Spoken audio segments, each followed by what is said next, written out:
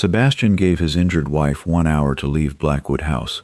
"You will be more comfortable at Ashcombe," he said, though both of them knew comfort had nothing to do with it. Lydia Whitmore Blackwood stood beside the drawing table in what had once been her private study, one hand resting on her walnut cane, while a servant packed the last of her books into a trunk. 8 months had passed since the carriage accident shattered her left hip. She could walk again, but slowly, and every step sent a dull ache through her leg. Before the accident, Sebastian had offered his arm whenever they entered a ballroom.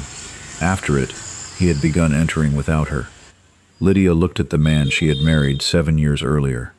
Sebastian, Duke of Blackwood, was still perfectly composed in his dark coat, his expression carrying the cold certainty he used with tenants, politicians, and anyone else he expected to obey him. "How long am I expected to remain at Ashcombe?" His eyes shifted toward her cane. "For as long as necessary." Necessary for whom? Sebastian's jaw tightened. Within 3 weeks, he was due to host several influential members of Parliament. Lydia had heard enough conversations through half-closed doors to understand that her husband was seeking a government appointment, and she had noticed how carefully he had begun controlling who saw her. The wife who once managed estate improvements and discussed engineering with landowners had become, in his eyes, an inconvenience. "I will not quarrel with you, Lydia. No, you would have to speak honestly to quarrel with me." A servant froze beside the trunk. Sebastian dismissed him with a glance. When they were alone, Lydia crossed the room slowly and stopped before a tall wooden cabinet. "There is one thing I am taking." She unlocked it. The upper shelf was empty. Lydia stared. Her breathing changed. For 6 years, she had kept her mechanical drawings there, hundreds of pages filled with calculations, valve designs, pressure measurements, and increasingly sophisticated versions of a pumping mechanism she had originally created to drain waterlogged fields on one of the Blackwood estates. Most people called it her eccentric pastime. Sebastian once called it brilliant. That had been before ambition became more important than affection. "My portfolio." Sebastian remained silent. Lydia turned toward him. "Where is it?" "I don't know. It was here. Then perhaps a servant moved it." No servant had the key. For the first time, something flickered across Sebastian's face. Not guilt exactly, impatience. "It has been months since you worked on those drawings." "Because I was learning how to walk again." The words landed between them. Sebastian looked away. That hurt more than Lydia expected. She could have forgiven discomfort. She might even have forgiven fear. What she could not forgive was the quiet shame with which he had begun treating her body, as if the accident had turned his wife into evidence of some personal failure. "I want the portfolio found before I leave. The carriage will depart at 4. And if it isn't found, then it will be sent afterward." Lydia studied him for several seconds.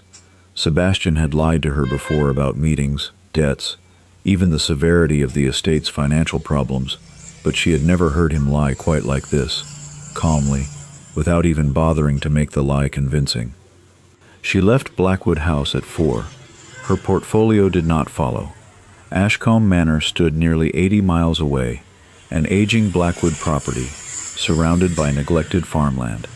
Several rooms were damp, 2 chimneys required repair, and only 3 servants remained to maintain a house built for 30. Sebastian reduced Lydia's household allowance before the end of her first month. He never visited. His letters became shorter, then they stopped. But Lydia did not disappear. When Ashcombe's old mill wheel broke in November, she walked to the mill herself despite the mud and the pain in her hip. The miller protested when he saw the Duchess kneeling beside the damaged axle with chalk on her fingers. 3 days later, she had redesigned the gearing. Within 2 weeks, the mill was operating faster than before. The tenants began bringing her other problems: a failed drainage channel, a cracked grain lift, a water wheel that lost power every winter. Lydia repaired what she could, drew what she could not, and gradually found that Ashcombe needed her far more than Blackwood House ever had. Then, 4 months after Sebastian sent her away, a bundle of London newspapers arrived with the weekly post. Lydia almost gave them to the housekeeper without opening them. Almost. A large illustration on the second page stopped her. The Pembroke hydraulic engine, a revolution in mine drainage. Her cane struck the floor. Lydia lowered herself into a chair. The article praised Sir Alistair Pembroke, an industrial investor she knew immediately. He had dined at Blackwood House repeatedly during the months before her accident. He and Sebastian had spent hours discussing coal, iron, and a mining venture in northern England, but it was not Alistair's name that made Lydia's hands begin to shake. It was the machine, the curved intake pipe, the twin pressure chambers, the arrangement of the valves. She knew every inch because she had drawn them herself. At the bottom of the article was another sentence. The Duke of Blackwood had invested heavily in the enterprise, and the first full-scale engine would be demonstrated publicly at the Pembroke Colliery in 10 days. Lydia read the article twice, then a third time. On the fourth reading, she saw the alteration. Alistair had changed the diameter of the main pressure chamber while removing the secondary relief valve she had designed specifically to compensate for sudden pressure increases. Lydia reached for a pencil. Numbers covered the margin of the newspaper. Pressure, volume, valve resistance, expected operating load. She calculated once, then again. Her face drained of color. At the advertised capacity, the chamber would exceed its safe pressure within minutes if the outlet became obstructed. And according to the article, hundreds of miners, investors, journalists, and government officials would attend the demonstration. Lydia immediately pulled a sheet of paper toward her. Sir Alistair Pembroke, she wrote. Then she stopped. A colder thought had occurred to her. Her original portfolio had vanished from a locked cabinet. Alistair now possessed her designs. Sebastian had invested in the machine. And Sebastian had been the only other person who knew where she kept the key. Lydia slowly put down her pen. For the first time since leaving Blackwood House, she wondered whether her husband had merely abandoned her, or whether he had sold the work he believed she would never be able to reclaim. Lydia did not write to Sebastian first. That decision surprised even her. For 7 years, marriage had trained her to carry every difficult truth to her husband before anyone else. Estate debts, failed harvests, dishonest stewards. Sebastian had once trusted her judgment enough to act on a single warning. But the man who had sent her to Ashcombe was no longer that man. She pulled a clean sheet of paper toward her and addressed it to Sir Alistair Pembroke. Her warning was deliberately precise. She identified the missing relief valve, calculated the pressure at which the chamber could rupture, and urged him to cancel the demonstration until the machine had been independently inspected.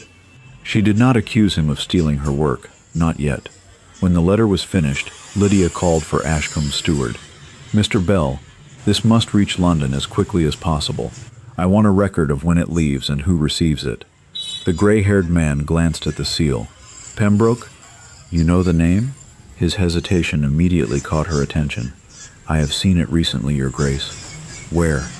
Mr. Bell led her to the estate office and removed several invoices from a drawer.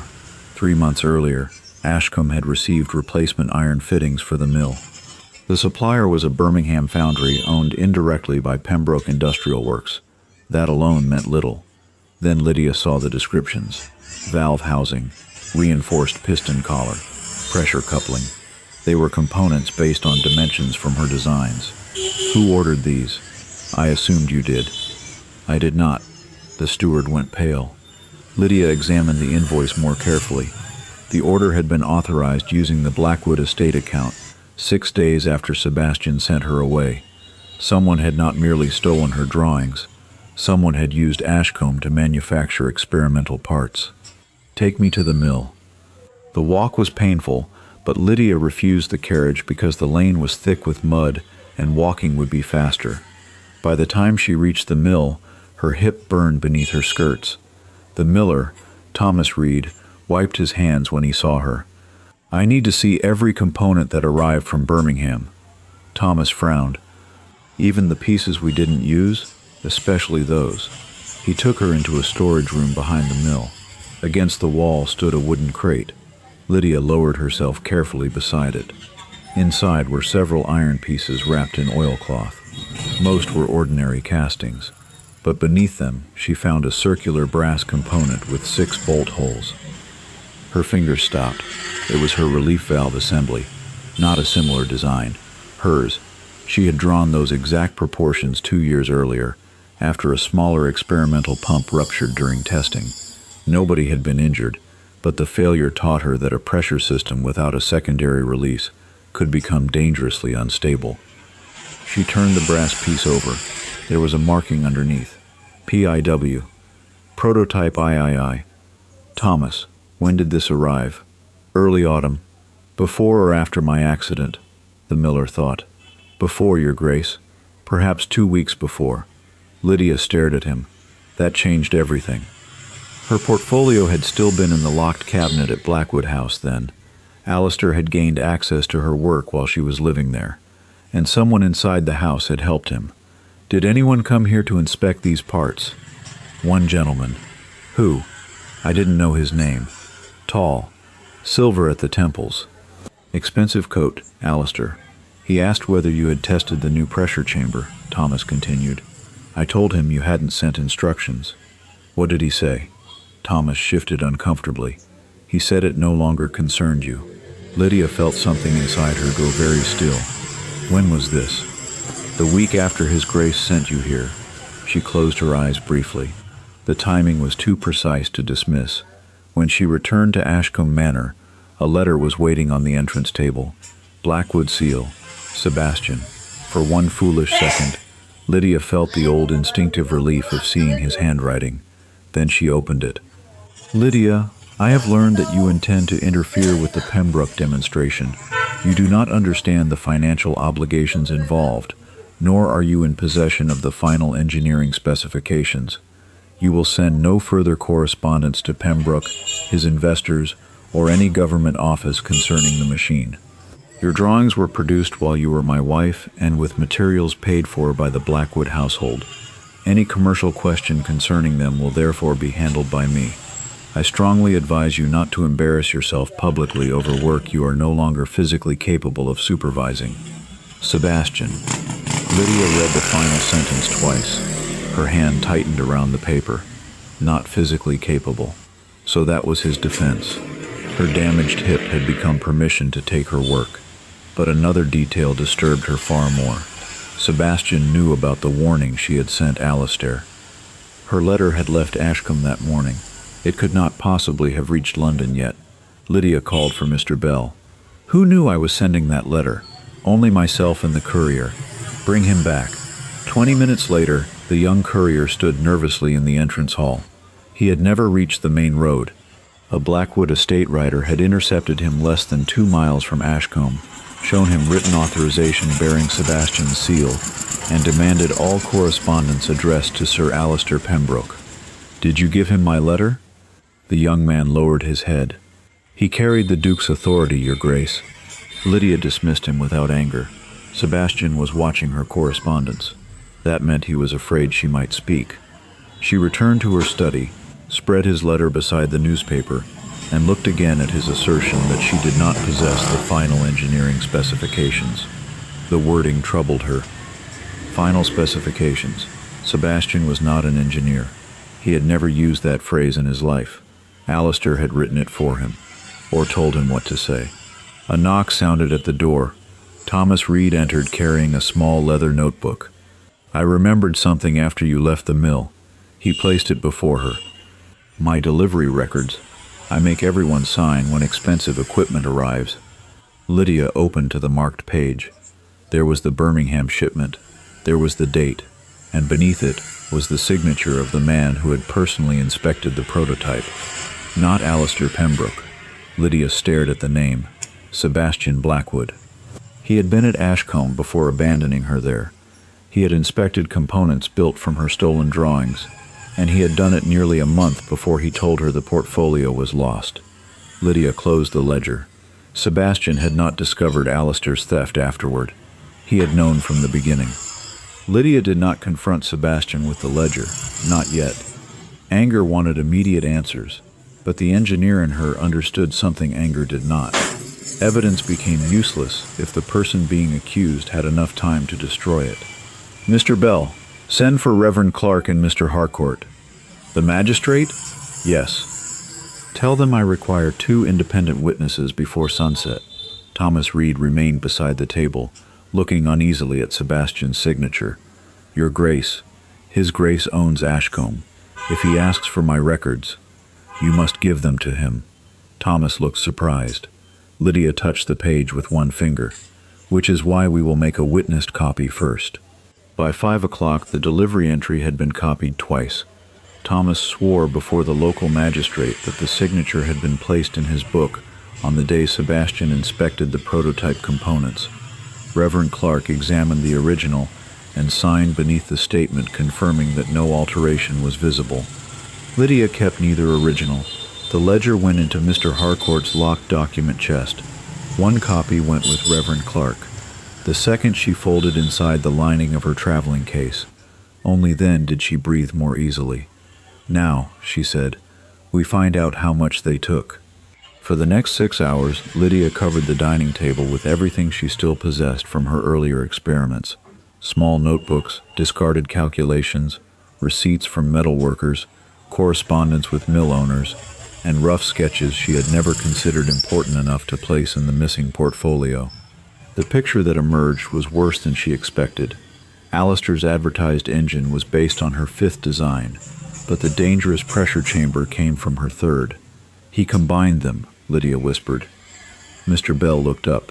Is that bad? Very. Her 5th design increased pumping capacity. Her 3rd had never been intended to withstand that volume. Alistair had combined the most powerful features of one machine with cheaper components from another. It was not an engineering improvement. It was cost-cutting.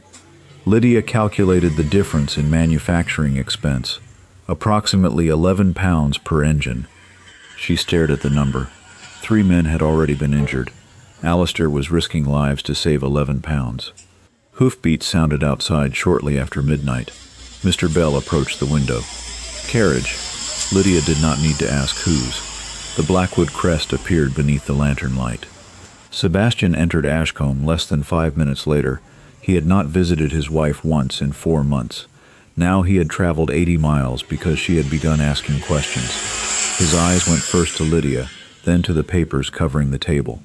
You have been busy. So have you. Sebastian removed his gloves. I came to prevent this from becoming uglier than necessary. Lydia almost laughed. You stole 6 years of my work. His expression hardened. I did not steal anything. Did you give Alistair Pembroke access to my portfolio? Silence. That was answer enough.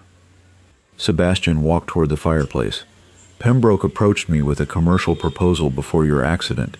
Your designs had potential, but you refused every suggestion that they be developed properly. I refused Alistair. You refused everyone, because my pressure tests were incomplete. You always wanted another test, another revision, another year. Because machines kill people when someone decides patience is inconvenient. Sebastian turned. Pembroke employed professional engineers, and 3 men have already been injured. His face changed. Only slightly, but Lydia saw it.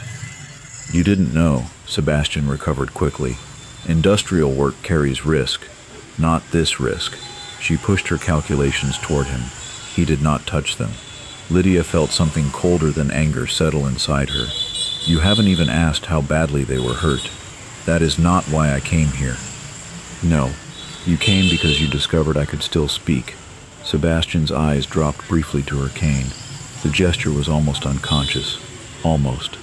I came because Pembroke believes you are attempting to damage a venture in which the Blackwood estate has invested nearly 40,000 pounds. Lydia went still. 40,000. No wonder Sebastian was frightened. If the engine failed publicly, the financial damage would be enormous. If theft were proven as well, his political ambitions could collapse with it. How much of that money came from my marriage settlement? Sebastian did not answer. Her stomach tightened. Sebastian, the accounts are complicated. That means some of it did. You are my wife. Blackwood finances are not divided into yours and mine whenever it suits you. The cruelty of the statement lay not in its volume but in its certainty. Lydia had brought substantial money into their marriage. Sebastian had used part of it to finance a machine built from her stolen work. and then sent her away when she became inconvenient. There had been a time when she thought her accident had destroyed their marriage. Now she wondered whether it had merely given Sebastian the excuse he needed to remove the one person capable of exposing what he had done. "Where is Reed's delivery ledger?" he asked. Lydia looked directly at him. "With someone you cannot order." Sebastian's expression changed. "What have you done?" "Protected myself. You are creating a scandal that will destroy your own name alongside mine." "No, Sebastian. You did that when you decided my silence belonged to you." Footsteps sounded in the corridor. A second man entered without waiting to be announced. Sir Alistair Pembroke. Lydia had not seen him since before the accident. He was taller than she remembered, silver beginning to show at his temples, his clothing immaculate despite the long journey. His gaze moved from her cane to the calculations on the table, and unlike Sebastian, he made no attempt to disguise his displeasure. "So," Alistair said quietly, "she understands the alteration." Lydia felt Sebastian stiffen. "You told me she would not." Alistair ignored him. Instead, he approached Lydia's table and examined one of her calculations. "You always were thorough, and you were always willing to mistake theft for intelligence." A thin smile appeared. "You should be careful with that word." "Why? Does it become less accurate when spoken by a woman with a cane?" The smile vanished. Alistair placed the paper down. "The demonstration will proceed. Then people may die. My engineers disagree.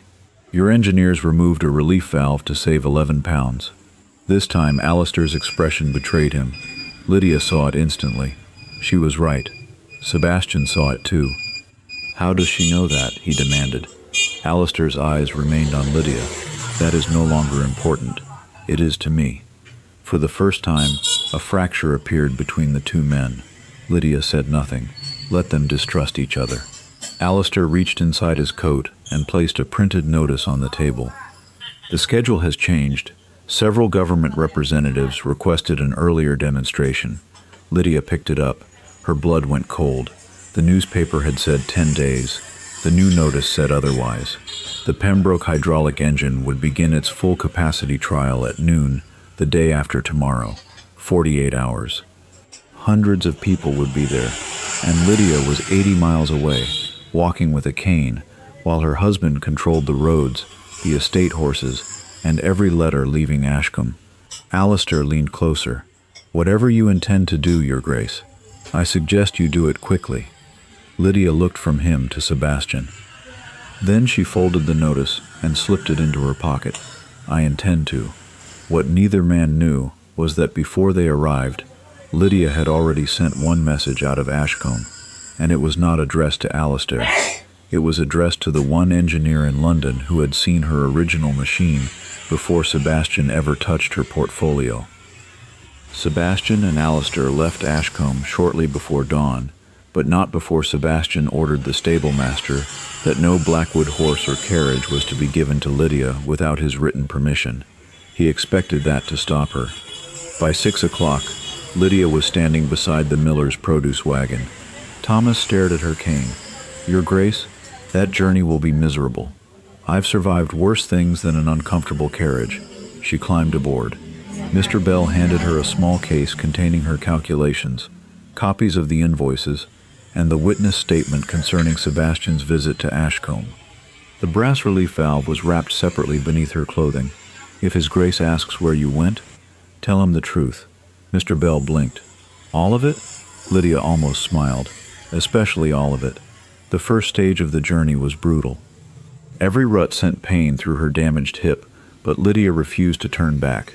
At a coaching inn, she paid for a seat on the London mail coach, using what remained of her personal allowance. By evening, the countryside had disappeared behind rows of brick houses. Her destination was not Blackwood House.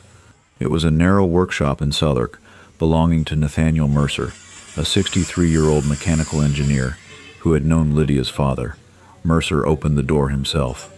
"Good God, Lydia." His eyes dropped to the cane, then immediately rose again. She was grateful for that. "You received my message?" "I did." "Then you know why I'm here."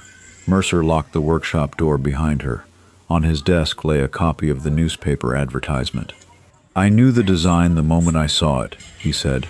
"I inspected your first working model 4 years ago." "Can you prove that?" Mercer crossed the room and opened an iron cabinet. What he removed made Lydia grip the edge of the table. A letter, her letter, dated 4 years earlier. Attached to it was a rough diagram of the original pressure system bearing Lydia's handwriting and signature. "I keep everything," Mercer said. Lydia almost laughed from relief. It was the first independent evidence connecting her to the machine before Alistair's supposed invention, but Mercer's expression remained grave. "There is more."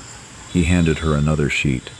3 months earlier, Alistair had approached Mercer privately and offered him a generous payment to certify the Pembroke engine as safe.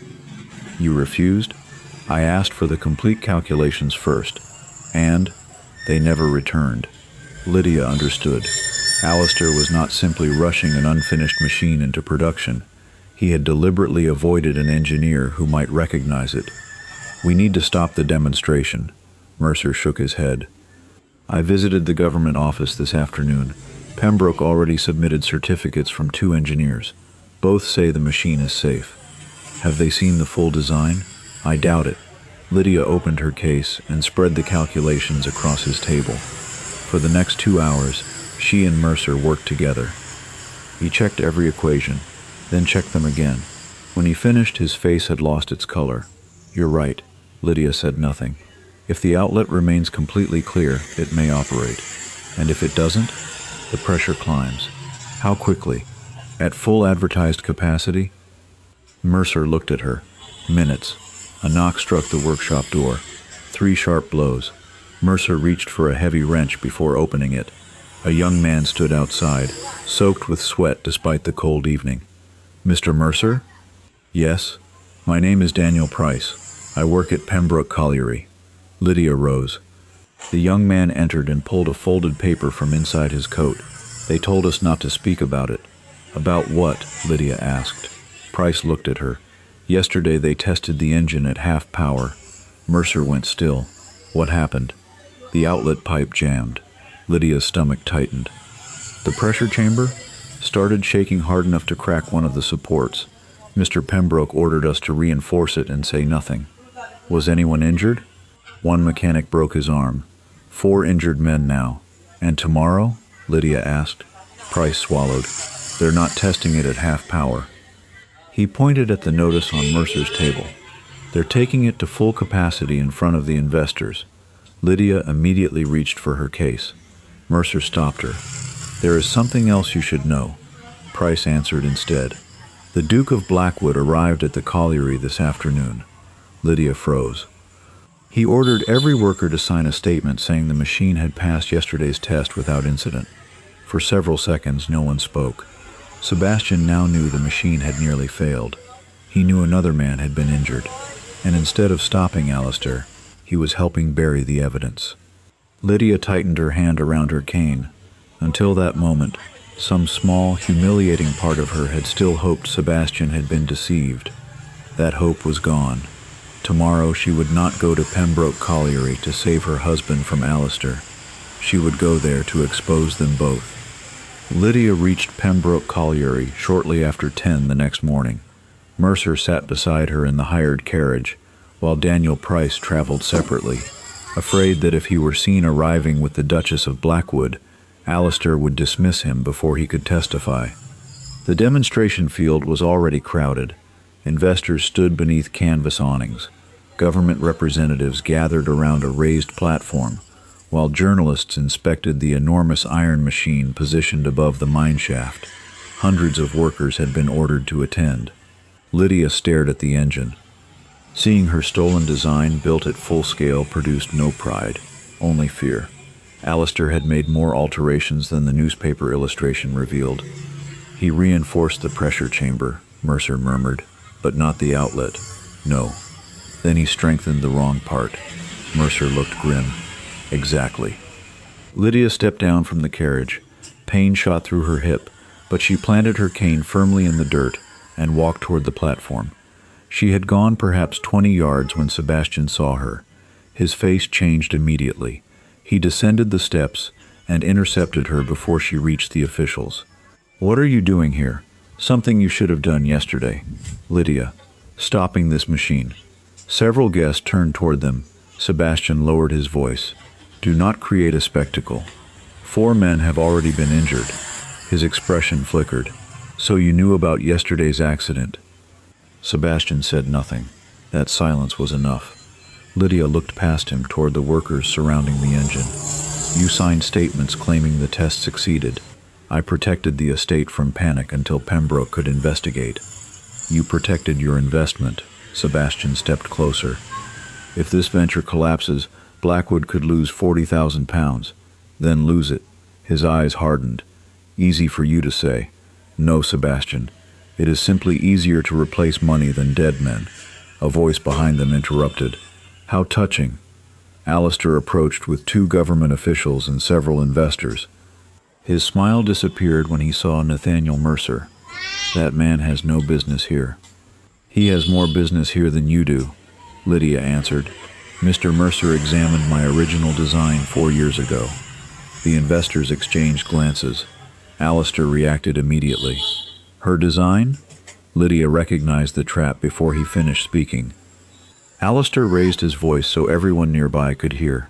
Your Grace, I understand the strain your unfortunate condition has placed upon you, but claiming ownership of industrial machinery because you once drew experimental sketches is quite another matter.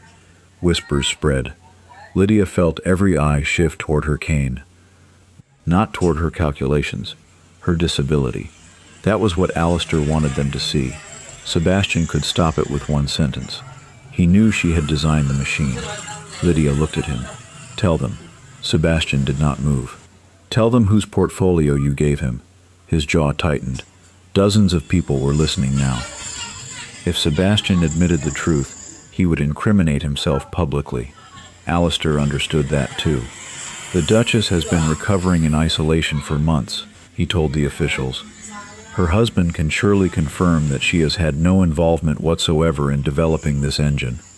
Every gaze turned to Sebastian. Lydia waited.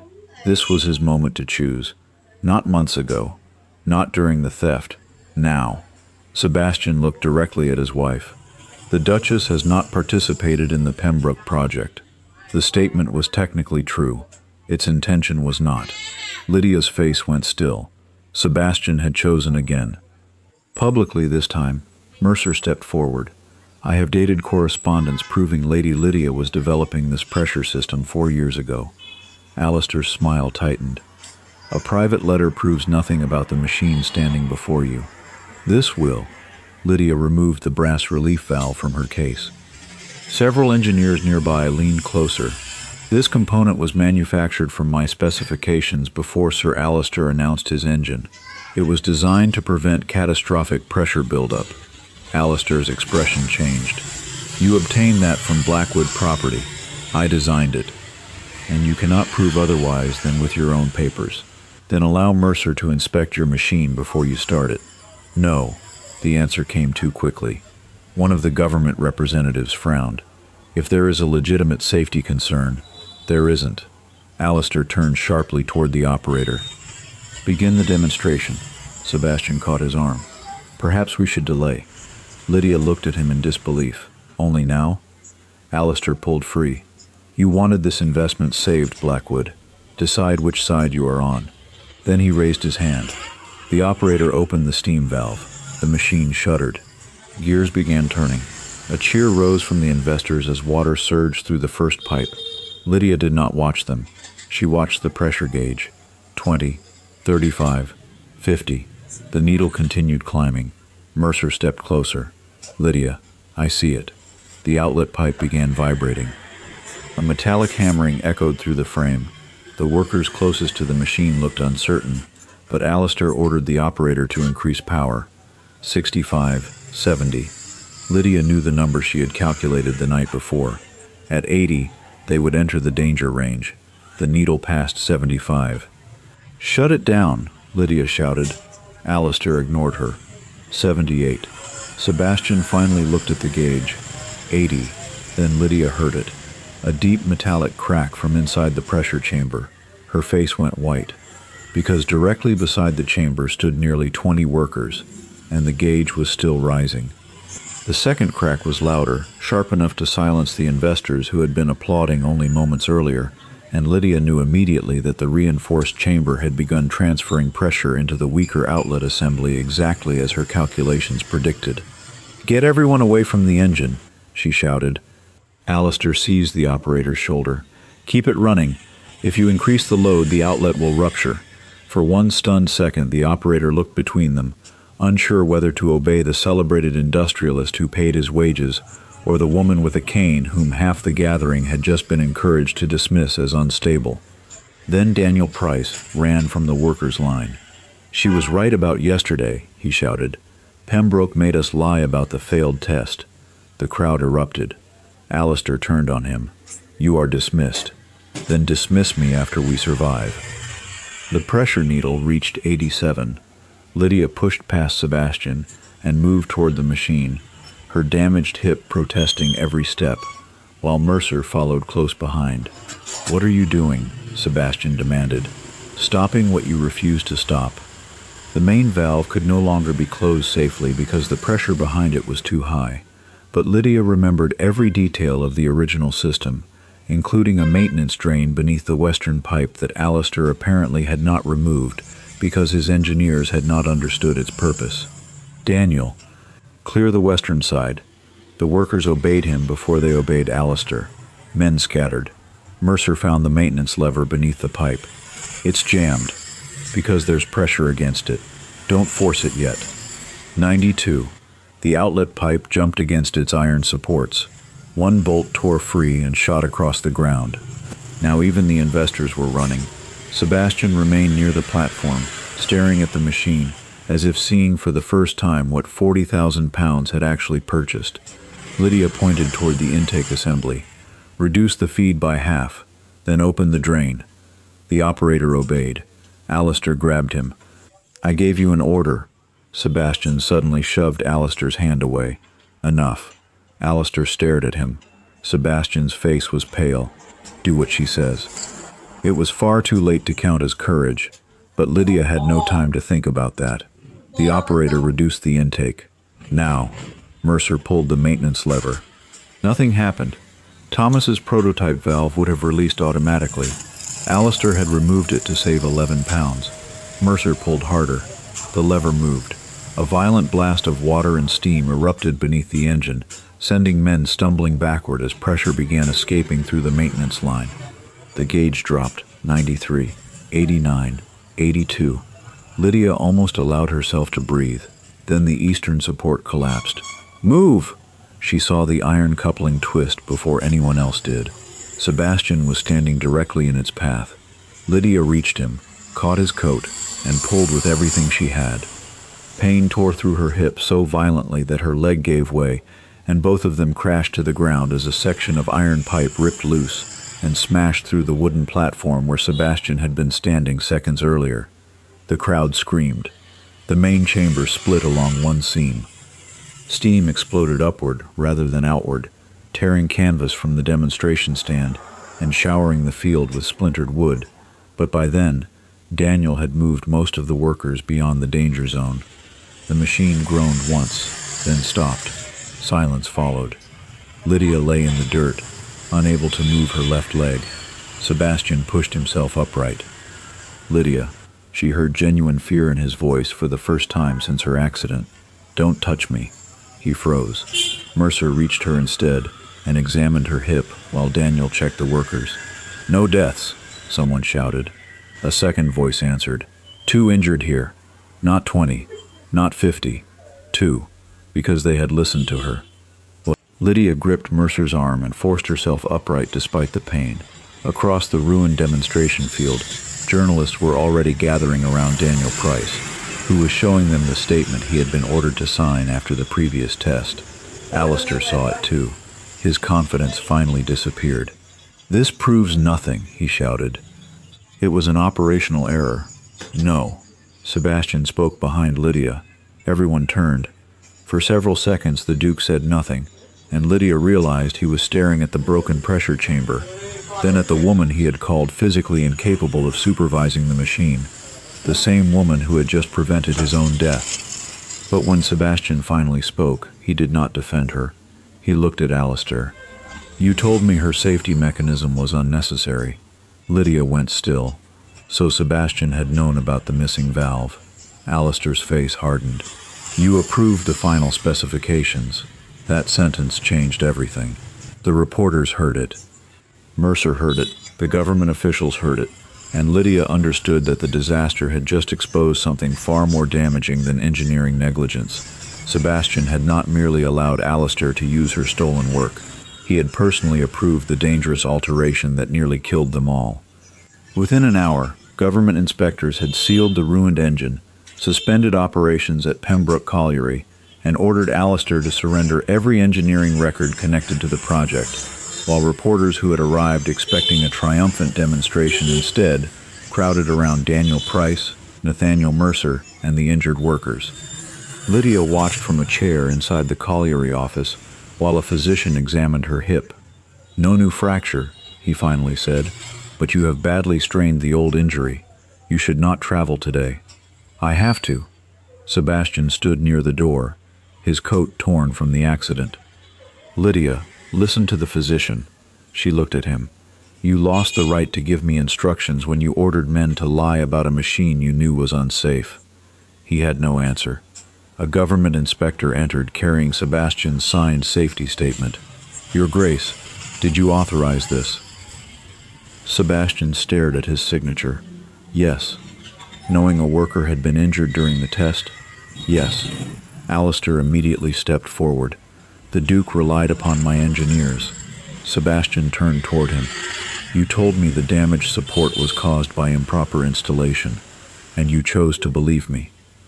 The words struck harder than an accusation because they were true. Sebastian could have demanded another inspection. He could have stopped the demonstration that morning. Instead, he had protected his money and reputation. Lydia rose carefully. "Where are my original drawings?" Alistair smiled coldly.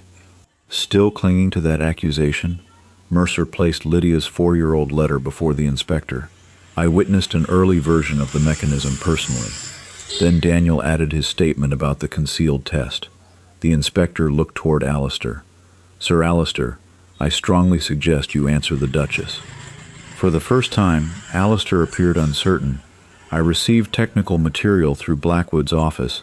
I cannot say where every document originated." Lydia looked at Sebastian. "Did you give him my portfolio?" The room went silent. Sebastian's face tightened, but there was nowhere left to hide. "Yes." Lydia had expected the answer. Hearing it still hurt. "You told me it was lost." "Yes." "Why?" Sebastian hesitated. "Pembroke convinced me the designs could restore the estate's finances. You had refused commercialization repeatedly, and after your accident..." He stopped. "After my accident, you decided I would never use them again." He looked down. Lydia understood then that Alistair had exploited Sebastian's ambition, but he had not created Sebastian's betrayal. Sebastian had chosen it himself. An officer entered abruptly. "Sir, there is a problem." The inspector turned. "What happened?"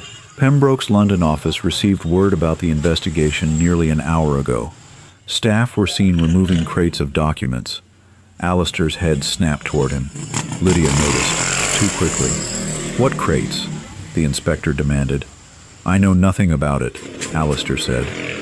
Daniel stepped closer to Lydia. "There's another records room." "Where?" "At the old Pembroke foundry. Purchase orders, prototype reports, worker injuries, everything before the project moved here." Alistair's face drained of color. That was enough. Lydia reached for her cane. Sebastian moved toward her. "You cannot possibly go there in your condition." She stood anyway. "If those records disappear, Alistair will claim this was an engineering accident. You will claim you trusted him, and everyone will forget the men who were injured." A constable hurried through the doorway before anyone could respond. "The old foundry is on fire." Lydia froze. Alistair said nothing. Smoke was already visible beyond the distant rooftops. Daniel stared at it in horror. The records room was in that building. Lydia tightened her grip on her cane. Someone was not merely hiding the truth anymore. They were burning it. By the time Lydia reached the old Pembroke foundry, flames had consumed most of the eastern wing, while fire crews struggled to keep them from reaching the adjoining warehouse. Daniel pointed toward a row of shattered windows. The records room is there. Was there a fireproof cabinet? One, against the north wall. Lydia turned immediately to the chief fireman. If that wall remains standing, there may be documents inside an iron cabinet. Sebastian arrived behind them, but Lydia barely acknowledged him. Alistair had been detained at the colliery for questioning, which meant someone else had started this fire on his behalf, or had been given instructions beforehand. A coughing man suddenly emerged from behind the warehouse. Daniel recognized him. Edward Finch, Pembroke's accounts clerk. Finch's sleeve was burned and blood ran from his forehead, but he was clutching a small metal dispatch box against his chest. "They tried to burn everything," he gasped. "Who?" Lydia asked. "Mr. Hales, Sir Alistair's manager. He ordered us to empty lamp oil over the records after word came from the colliery." Sebastian went pale. Finch handed the box to Lydia. "I took what I could before he saw me. Inside were purchase orders, payment records, prototype reports, and several folded engineering sheets." Lydia recognized her own handwriting immediately. Then she found something else. A memorandum signed by Alistair. Reduce production cost by eliminating secondary pressure release. Estimated saving, £11 per unit. Beneath it was a handwritten response. Approved for production. Sebastian Blackwood. Lydia silently placed it in front of him. Sebastian stared at his signature, as though it belonged to another man. "I didn't understand what he was removing." "No," Lydia said, "because you never asked me." He closed his eyes. That was the truth neither Alistair's manipulation nor Sebastian's ignorance could erase. Finch reached deeper into the box. "There is another document." He produced a contract transferring commercial control of the pumping system to Pembroke Industrial Works. Sebastian's signature appeared at the bottom. So did Lydia's. She stared at it. "I never signed this." Sebastian looked up sharply. "What?" "That is not my signature," Finch nodded. "I witnessed Sir Alistair instruct Mr. Hales to copy it from one of Her Grace's letters." Sebastian seized the contract.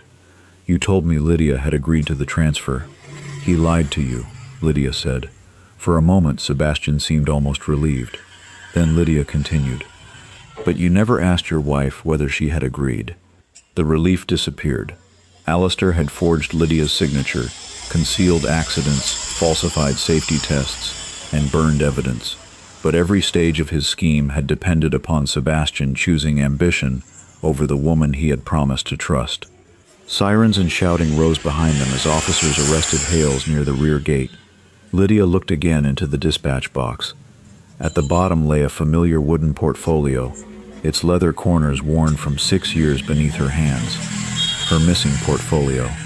She opened it. Every original drawing was still inside. Dates, calculations, corrections, her signature. Her work had survived, but tucked between the final pages was a letter Lydia had never seen. It was from Alistair to Sebastian, written 2 weeks before Sebastian sent her to Ashcombe. Lydia read the first lines, and her expression changed. Alistair had not suggested merely taking her designs. He had warned Sebastian that Lydia might object and advised him to remove the Duchess from any position from which she could interfere. Sebastian had received that letter before giving her 1 hour to leave Blackwood House. Lydia looked at her husband. "So Ashcombe was never about my recovery." Sebastian said nothing, and this time, silence could no longer protect him. 3 days later, the inquiry into the Pembroke disaster opened in London before government officials, investors, engineers, journalists, and representatives of the injured workers. Lydia entered with her cane in one hand and the recovered portfolio in the other. Sebastian arrived separately. Alistair sat with his solicitor, his expression controlled until Lydia placed the original drawings on the evidence table. Mercer testified first, confirming that he had examined Lydia's working model 4 years earlier. Daniel described the concealed test failure, while Edward Finch produced the forged contract and testified that Alistair's manager had been ordered to destroy company records. Then Lydia was called.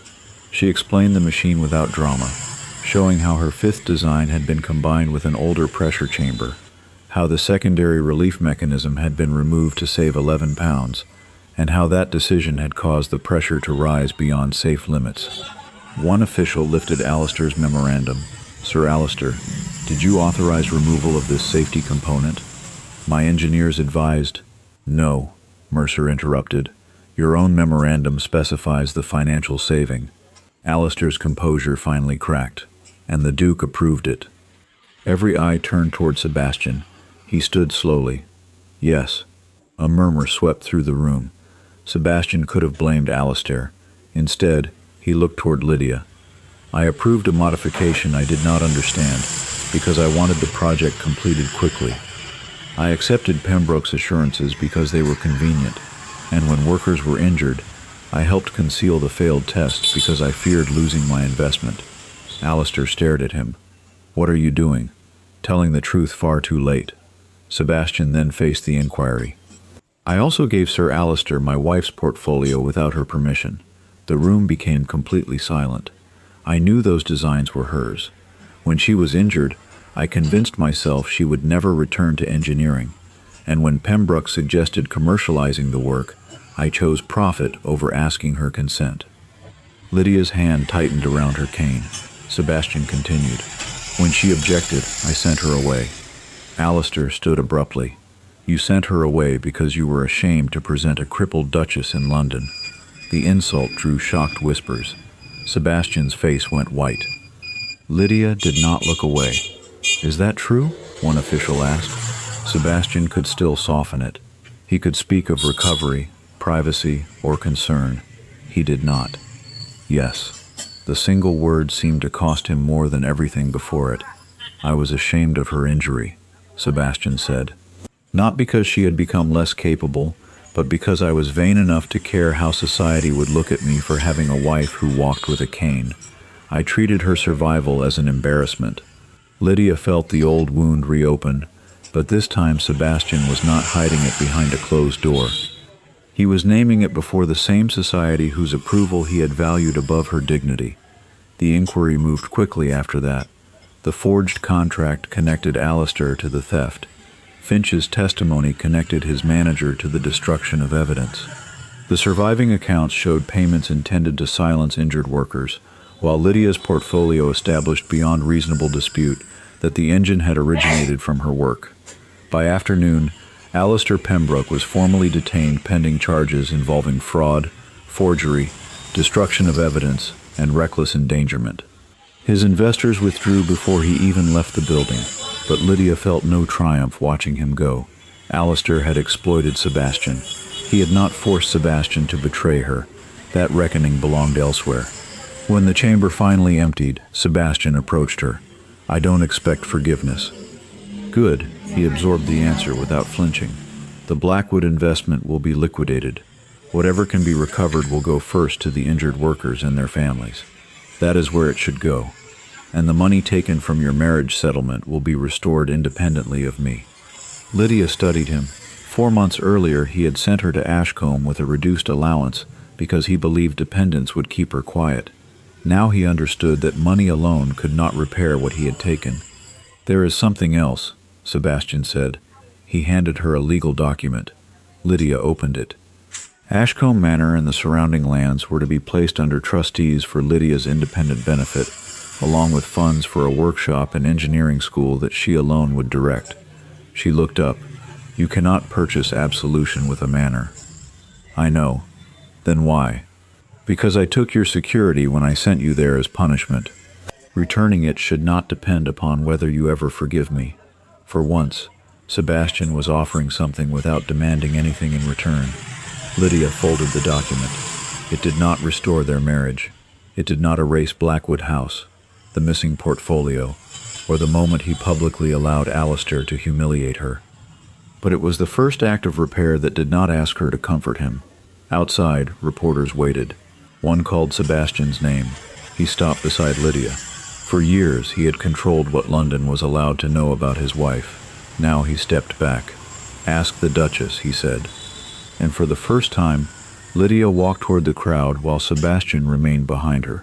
Tomorrow, however, she would have to decide something far more difficult than ownership of a machine: whether Sebastian Blackwood would have any place at all in the life she was about to build without him.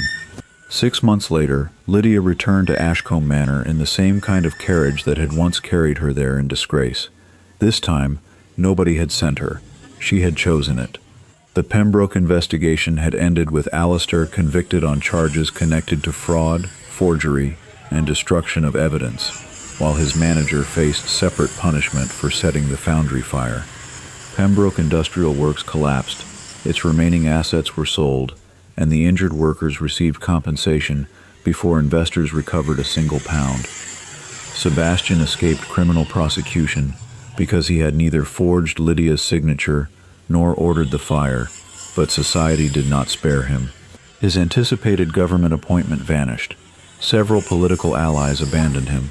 More importantly, Sebastian publicly accepted responsibility for approving the unsafe modification, concealing the failed test, taking Lydia's work without permission, and using money from her marriage settlement to finance the project. He sold several investments to restore every pound.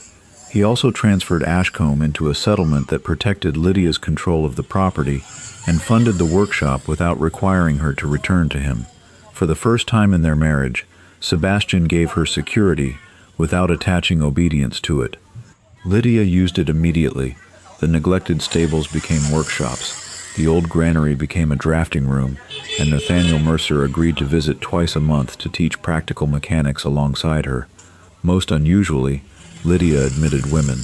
By spring, 13 students were studying at Ashcombe. On the morning the workshop officially opened, Lydia found Sebastian waiting outside the manor. He had come alone.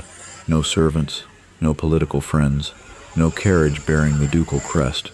For a moment neither spoke. "You walk better," he finally said.